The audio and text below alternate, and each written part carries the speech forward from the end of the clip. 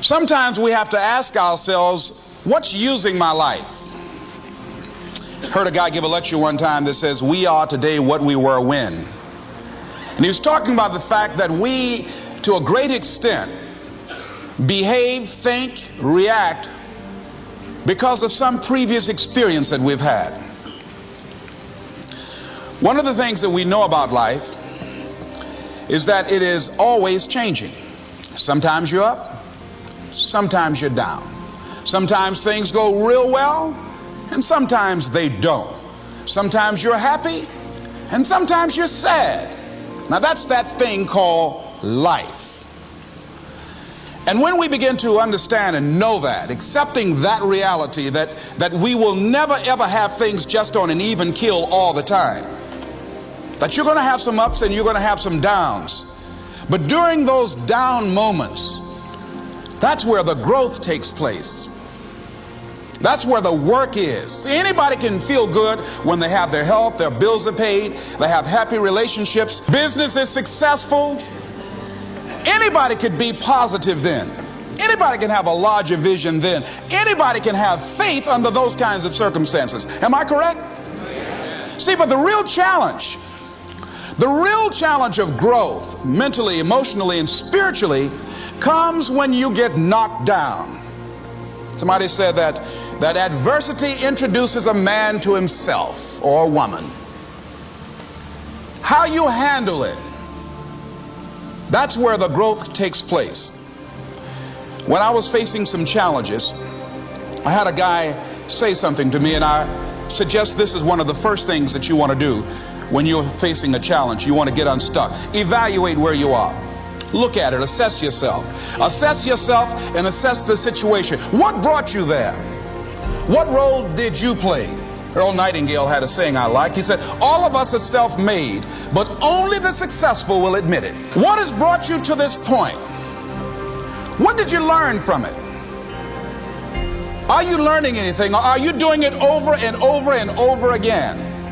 Somebody said that insanity is doing the same thing in the same way, expecting a different outcome. Are you going through it, or are you growing through it? Are you bigger and better because of it? Because it's not going to leave you until you grow through it. I was going through a major challenge in my life that was wearing me out, that was using me. You see, your mind is you know, when you go into a service station to get gas, you don't go in there and just start pumping. When you push the lever up, it clears the previous bill. By the same token, if you want to begin to move, you've got to clear your mind of all the unnecessary luggage and baggage that's weighing us down. I couldn't move, I couldn't think about what am I going to do to get out of this situation, because I was so concerned about what happened and what he did to me and how bad it was. I was so stuck in that I couldn't even focus on what I should have done. Feeling sorry for myself and angry, and none of that was taking me anywhere. So pretty soon I learned through effort, made a conscious, deliberate, determined effort. I had to let it go. I had to forgive it. Let it go and begin to focus on developing myself. And I say to you, you're going to have people to do things to you. Things are going to happen to you. And the most important thing to do is to harness your will and let it go and move so you can grow, so you can get on with your life. It doesn't matter about what happens to you. What matters is, what are you going to do about it? All of us have experienced some tragedy, and if we haven't, we will. And you can either let it destroy your life, or you can build upon it. You can permit it to let it hold you down, or you can decide, I'm not going to let that happen to me. I'm bigger than this. Make a declaration to yourself. Declare all out war that you're going to get out of this rut. I don't care how good you are. I don't care how talented you are. I don't care how much you work on yourself. There are some times when things aren't going to go right. They just are not going to go right. There are times when anything that can happen will happen. Murphy's Law will be knocking at your door. Why? I don't know why. That's called life. And you have to deal with it. Sometimes your life will be in a slump, just like sports. Some of the best shooters can't hit baskets different times in games. They get in a slump. Do they sit on the sideline and say, you know, I just didn't hit a basket today? No, they continue to execute. I suggest to you that if you are facing a challenge, don't stop. Stay busy. Work your plan. Continue to do those things that you know that work for you after you have evaluated yourself in the situation. Continue to move. Stay busy, stay busy, stay busy. Find somebody that you can help so you can forget about you for a moment. See, sometimes the best thing to do is to be. Sometimes you have to just back up and go within yourself. A bow and arrow, you can't take a bow and just push it out in the arrow. You just can't push the arrow out. You have to pull it back and then release it. Sometimes you have to back up and go within and pray and meditate and recharge your batteries. Go away, clear your head, and then come back and look at it from a different vantage point. Don't operate while you're under the spell or the effect of what's going on. Next thing is that you've got to activate the thinker in you. Don't allow your emotions to control you. We are emotional, but you want to begin to discipline your emotion.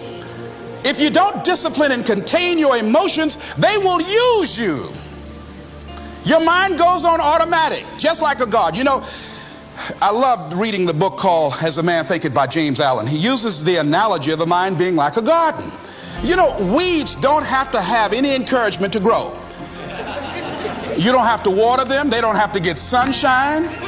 They don't have to have fertile ground. They will grow through the cracks of a sidewalk.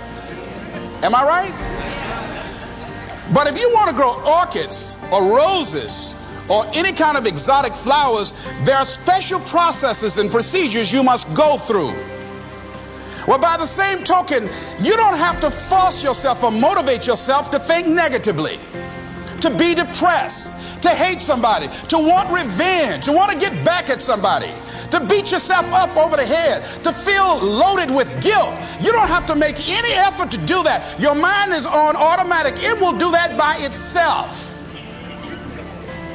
But if you want to begin to move into your own personal greatness, if you want to begin to really enjoy a happy, successful, healthy life, you've got to be willing to go against the tide. You've got to be willing to harness your will and say, in spite of this, I'm in control here.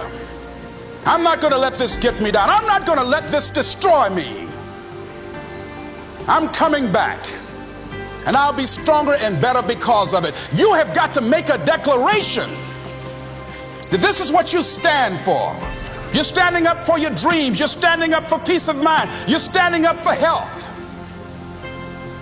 You want it, and you're going to go all out to have it. It's not going to be easy. When you want to change, it's not easy. If it were in fact easy, everybody would do it. But if you're serious, you'll go all out. So yes, I'm going to turn this situation around. I'm not going to sit back and moan and cry over what happened and what went wrong and who did what. I'm going to do something about this situation. The next thing that is important is that expect things to get better for you, because they are. See, life is cyclic. You're not, whatever experience you're having right now, it has not come to stay. It has come to pass. Not to stay, just to pass. It's just going through. The biggest challenge is to know what's happening. This is a part of this thing we call life. This too shall pass. And maintaining perspective, putting it in perspective. The other thing is take full responsibility for your life. Accept where you are and the responsibility that you're going to take yourself where you want to go. Someone said we have two primary choices in life.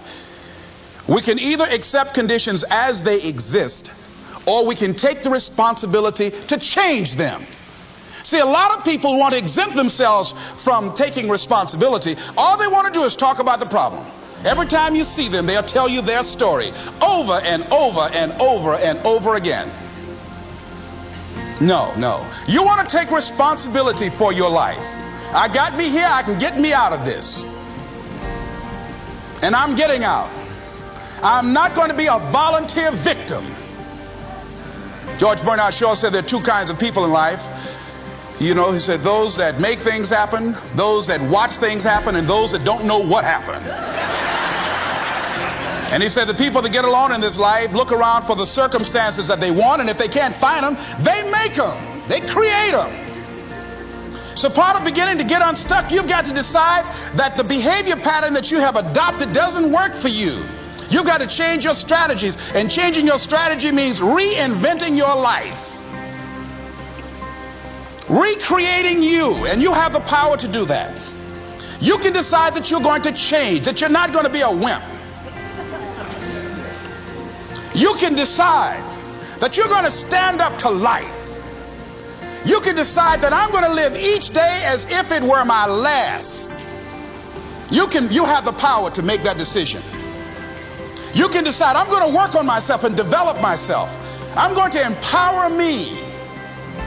And all of these things that are happening to me right now, they're just temporary inconveniences. They're not stronger than I am. I'm in charge here.